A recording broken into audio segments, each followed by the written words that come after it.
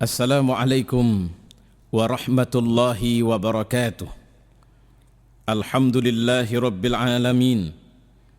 Wassalatu wassalamu ala sayyidina Muhammad wa ala alihi wa sahbihi ajma'in. Faqala Allah fil Qur'an, a'udzu billahi as-sami'il 'alim minasy syaithanir rajim. Bismillahirrahmanirrahim. الذين يقيمون الصلاة ويؤتون الزكاة وهم بالآخرة هم يوقنون. صدق الله وصدق رسوله. Kaum muslimin yang mulia, kembali kita melanjutkan pembicaraan kita di seputar problematika umat dan solusinya. Kita sudah sampai pada problema du'fud dakwah, kelemahan dalam dakwah. Kita sudah memaparkan introduksi di seputar kelemahan umum yang terjadi pada dakwah kita.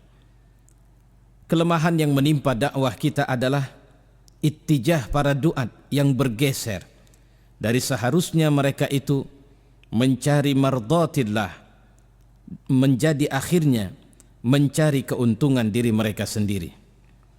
Itulah yang diisyaratkan dalam Al-Quran dengan kalimat pernyataan mereka, kunu ibadalli. Padahal Allah menginginkan mereka seharusnya mengatakan kunu rabbaniyin bima kuntum tadrusunal kitab wa bima kuntum ta'lamun. Mereka disuruh, mereka diperintahkan untuk bagaimana mereka itu mengajarkan dakwah, mengajarkan Islam dan mengajak umat kepada kebenaran, mengajak umat kepada bagaimana mereka menjadi hamba yang tunduk kepada Allah, mengajak umat menjadi perubah di tengah masyarakat mereka, mengajak umat bukan sekedar menjadi pengikut mereka tapi menjadi pelita di tengah masyarakat mereka, mengajak umat melakukan kebajikan-kebajikan yang bermaslahat, kebajikan-kebajikan yang memberikan pengaruh, kebajikan-kebajikan yang bermanfaat di tengah masyarakat mereka. Dakwah seperti ini dengan tujuan seperti inilah yang seharusnya mereka hidupkan dalam keseharian mereka. Tapi ketika para duat terjebak untuk melihat dakwah adalah sebuah profesi yang harusnya menghasilkan keuntungan bagi mereka, maka dakwah akan kehilangan daya sentuh sejati di tengah masyarakat mereka. Bukan tidak mungkin, para duat pun akan saling sikut. Para duat pun akan menjaga kapling dia untuk jangan dimasukin orang lain. Padahal dakwah bukan persoalan kapling-mengkapling. Dakwah bukan pada persoalan bagaimana ini lahanku, carilah lahanmu yang lain. Dakwah tidak boleh terjebak bagaimana seperti kita mengelola sebuah bisnis, bahwa para ustadz yang lain, para mubaligh yang lain, para duat kita yang lain adalah mereka yang bisa kita sebut sebagai kompetitor. Bukan.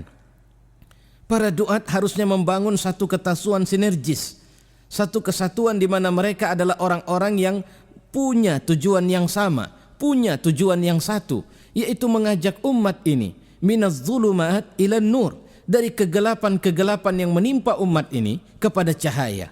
Apa yang dimaksud dengan az-zulumat adalah keterjebakan umat ini kepada syirik, keterjebakan umat ini kepada sifat nifak, keterjebakan umat ini untuk melakukan perilaku-perilaku batil, penyakit-penyakit hati yang menimpa mereka, ila nur, kepada cahaya.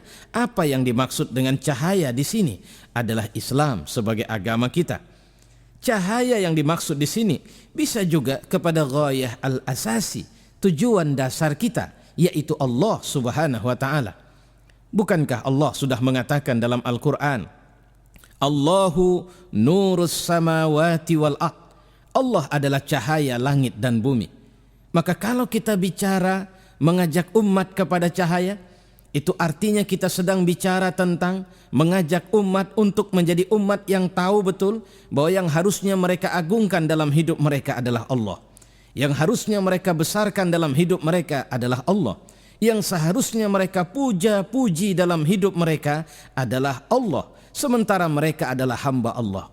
Duat seperti inilah, para juru-juru dakwah seperti inilah yang kita butuhkan lebih banyak lahir, yang memberikan pengertian kepada umat ini tentang agama mereka, bukan tentang dirinya, bukan tentang peristiwa travel dia berjalan dari satu negeri ke negeri yang lain, bukan bagaimana dia mengelola sebuah majelis taklim, proses pengelolaan yang kemudian menonjolkan keakuan pribadinya, bukan pada bagaimana dia mengelola sebuah A, B, C, D dan sebagainya, bukan pada supremasi individualnya, tapi pada supremasi agama Allah ini.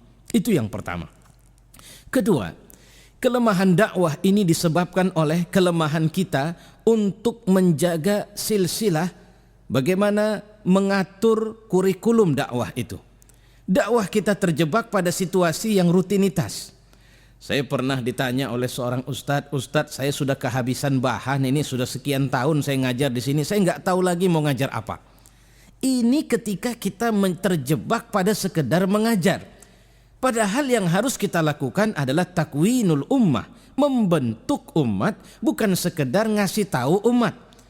Kita bukan seperti rambu-rambu jalan yang mengatakan tidak boleh belok kanan, tidak boleh mutar dari sini.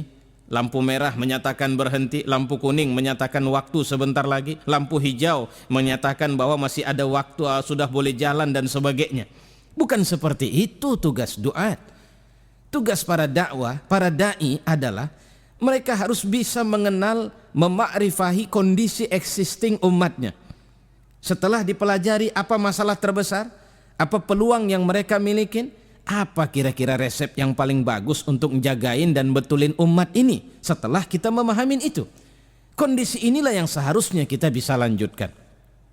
Nah jamaah, keterbatasan waktu menyebabkan kita harus melanjutkan pembahasan ini pada sesi yang lain. Insya Allah saya menunggu kita sama-sama melanjutkan majelis taklim ini pada kesempatan mendatang.